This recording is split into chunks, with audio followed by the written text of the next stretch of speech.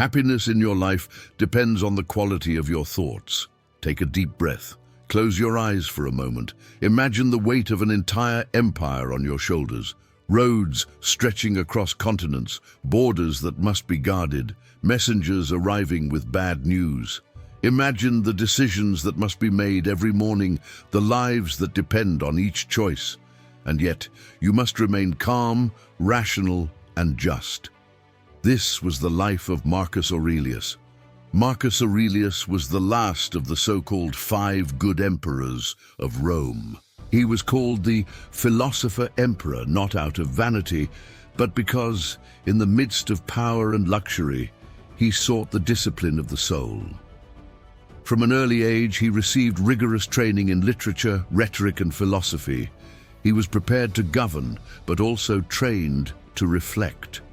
During his reign, he faced severe crises, rebellions on the borders, political conspiracies, complex military decisions, and above all, the Antonine Plague, a pandemic that took countless lives and tested the resilience of the empire. Even in that chaos, he spent long nights writing to himself, jotting personal reflections about character, duty, pain, and how to live well. Those private notes became what we now call meditations, a practical, uncompromising, and compassionate manual on how to conduct one's life. Today, we will explore 7 brutal lessons drawn from those notes, lessons that feel harsh because they demand courage.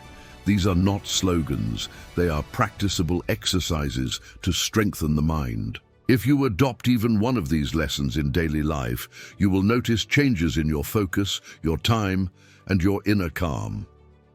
Lesson 1. Accept what you cannot control. You have power over your mind, not outside events. Realize this, and you will find strength. Repeat this phrase every morning as a quiet anchor. Accepting what you cannot control is not resignation. It is a strategic allocation of energy. Imagine the irritation you feel when traffic bogs you down, when someone writes a cruel message, or when a plan fails. There are 2 ways to spend energy. You can stew about what happened, or you can assess what you can change and act there. Marcus had to make decisions affecting hundreds of thousands. He could not stop a plague by fretting, nor could he micromanage every regional commander. He conserved his energy for deliberation, for clear action. In your life, train the same habit. When something provokes anger or anxiety, pause, breathe 3 slow breaths, and ask, is this within my control? If it is not, let it go. If it is, take one small, clear step toward influence. Practical exercise. For 1 week, whenever you feel frustrated, write down the trigger and note whether it's controllable. If not, write release and move on. Over time, this builds a muscle of mental economy. Lesson 2. Turn obstacles into fuel. The impediment to action advances action. What stands in the way becomes the way. This is not abstract language, it is a call to reframe obstacles. When the Antonine Plague ravaged cities, Marcus did not hide in the palace. He redirected resources, organized relief, and acted visibly. Crises became his workshop for leadership. The problem itself became the path to practice virtue. You can apply the same approach. Lost a job? Use the disruption to audit your skills. Learn something new. Build networks. A painful breakup? Use the solitude to learn emotional boundaries and communication techniques. The formula is simple. Identify the problem, list the constraints that force creativity, and design the smallest first action you can take to move forward. Then repeat. Exercise. Take your current biggest obstacle. Write 3 things this obstacle could teach you if you let it.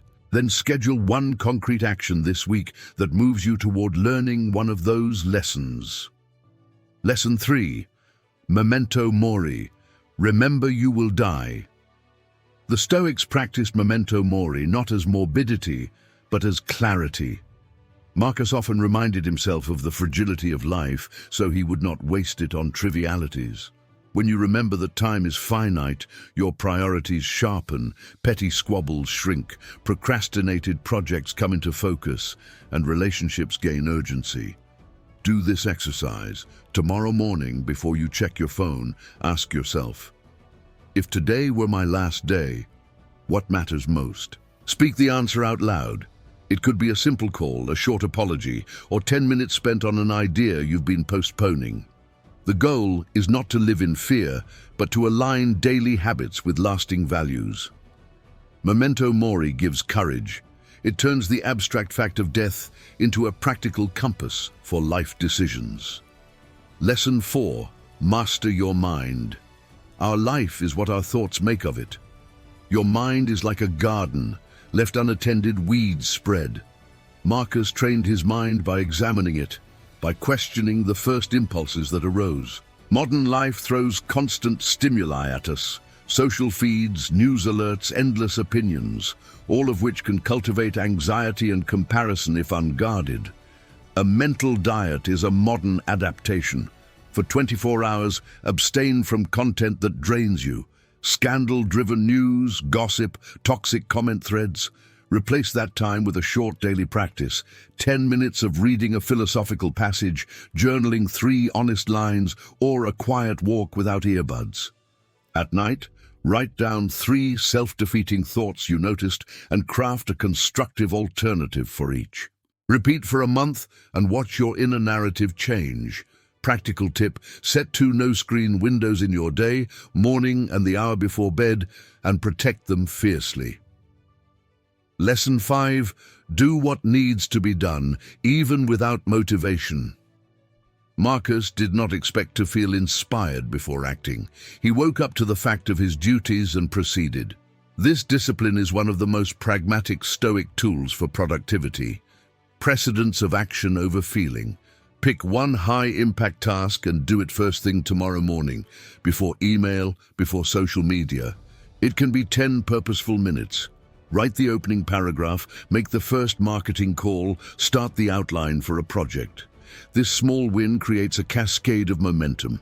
Motivation often follows action, not the other way around. If you struggle with procrastination, use a tiny habit strategy. Commit to doing the task for just 5 minutes. Frequently, starting is the key. 5 minutes becomes 20 and the work unfolds. Lesson 6.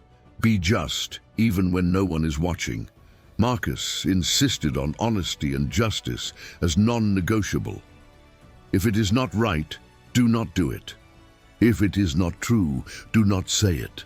Integrity is not performed for applause. It is a private currency of the soul.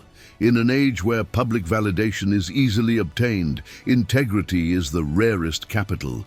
Small acts of quiet justice compound. Return the stray change, give honest feedback, admit a mistake at work, keep a promise you made to yourself. These acts build an internal ledger of trust. Over time, that ledger pays interest in the form of calm conscience and authentic relationships. Exercise. Today, choose one discrete act of integrity and carry it out. Notice how it shifts your posture toward yourself and others. Lesson 7. Embrace impermanence. One of Marcus's core lessons is about transience. Everything changes. Pain, success, loss, nothing is fixed. This awareness is not nihilistic. It is liberating. Acceptance of impermanence reduces attachment and increases presence. Practice. Choose a single simple moment, a cup of coffee, the sunset, the sound of a child laughing, and hold it in awareness for 30 seconds. Name 3 details: color, texture, sound. Then say silently, "This will not last. I am grateful." Such micro-practices train you to be present, to receive life fully without clinging to outcome. Conclusion and practical challenge. These 7 lessons are brutal because they require courage. Courage to accept limits, to turn hardship into training, to face mortality and still choose to love, to discipline thought, to act without waiting for inspiration, to do right without applause, and to accept change. A 7-day challenge. Practice one lesson per day. Day 1. Notice when you feel out of control and pause. Day 2.